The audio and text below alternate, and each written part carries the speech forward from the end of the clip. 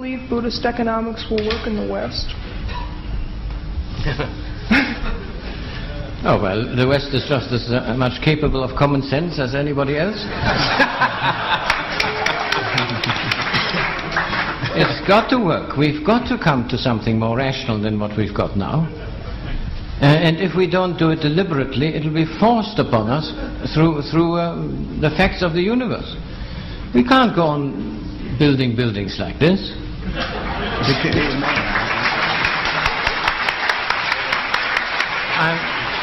I'm delighted with the applause from the architect. He can tell us more about it. But to get into a phase where you carefully exclude all natural light and air, and to have so many of these buildings at a point when we are moving into a more and more insistent energy shortage.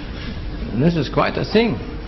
So we'll have to adopt quite different principles in our thinking, namely that there is no virtue, no value in maximizing consumption.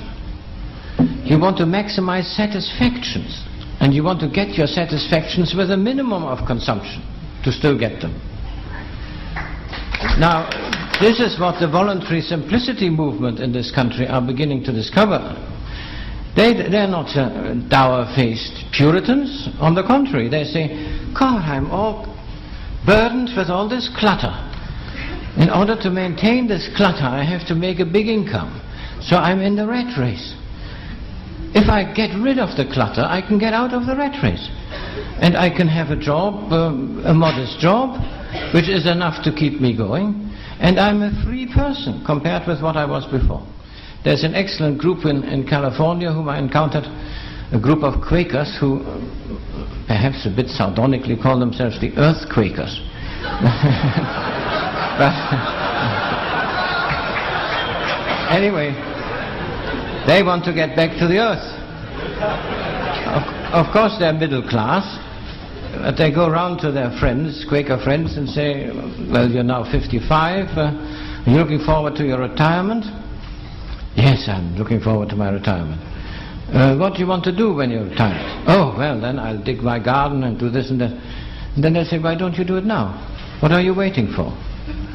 And this comes as quite a shock. You know? They'd never thought about it. They say, yes, actually, I can do it now, you see.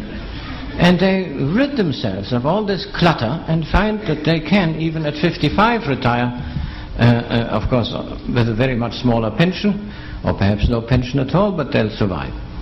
Now, this is an interesting movement. This is a reorientation towards what I call Buddhist economics. I mean, I might have called it Christian economics, but then no one would have read it.